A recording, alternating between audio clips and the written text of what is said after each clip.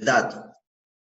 ¿Qué sería el dato? El dato, básicamente, por el tema del dato, vamos a ver a la mínima unidad de información. ¿Sí? Los datos, como se menciona en la diapositiva, los datos son hechos y cifras sin procesar.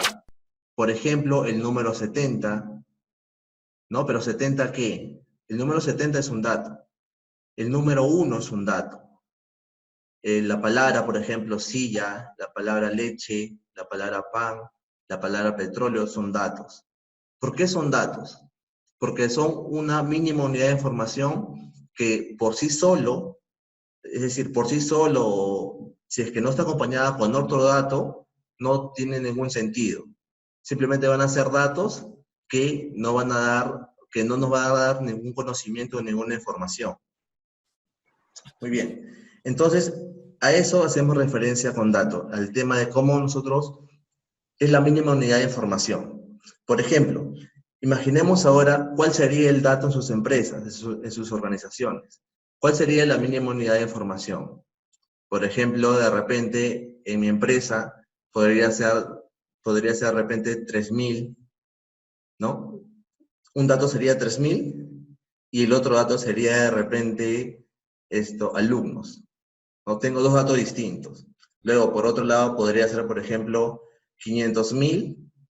Ese sería un dato, y por otro lado tendría de repente la palabra soles, o de repente 500.000 bono sería otro dato. Entonces, más o menos, eso sería el dato, la mínima unidad de información.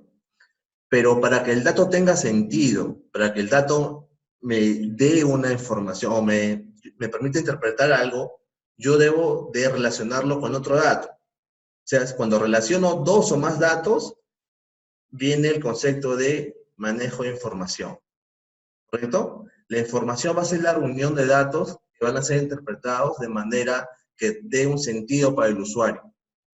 Entonces, aquí tengo que arreglar esta PPT. Por ejemplo, anteriormente decía 70, pero ahora va a decir 70, por ejemplo, 70 soles o 70 sillas, de repente 200 alumnos, quizás un dato con otro, por ejemplo, digo, tres sacos de harina, o por ejemplo, 2 barriles, medio kilo, de azúcar, ¿no? Dos botellas de leche. Entonces, allí ya voy mezclando dos datos en uno solo, para que me muestre una información, ¿correcto? Pero, por ejemplo, si yo digo 30 kilos, por ejemplo, de azúcar, o 2 kilos de azúcar. Ya, eso para mí es una información, porque estoy mezclando dos datos en uno que me indica algo, ¿correcto? 2 kilos de azúcar. Pregunto ahora, ¿cuándo la información se convierte en un conocimiento para mí? ¿Cuándo la información, es decir, la información que ya está manejada con datos, cuándo se convierte para mí en un conocimiento? Bueno, les comento. La información se convierte en un conocimiento cuando a partir de la información tratada, yo lo llevo a mi experiencia.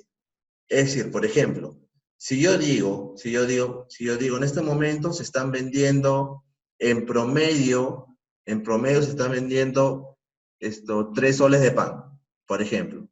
En estos momentos que estamos en esta época de coronavirus, en promedio se están vendiendo 3 soles de pan. Si yo soy el dueño de la panadería, ¿correcto? Si yo soy el dueño de la panadería, para mí esa información vale bastante y se convierte en un conocimiento para mí. ¿Por qué? Porque a partir de esa información yo voy a tener una experiencia y voy a tomar una decisión en base a esa información, ¿correcto? El conocimiento básicamente va a ser la experiencia que yo voy a tomar a partir de la información, y luego eso lo voy a llevar a que sea un beneficio para mi empresa o para mi persona. Por ejemplo, en este caso de la diapositiva, estamos diciendo que un conocimiento va a ser lo siguiente: cuando el precio del petróleo sube 10 soles, es probable que el precio de la gasolina suba a 3 soles. Ese va a ser un conocimiento para mí, ya sea para mí como persona o para mi empresa.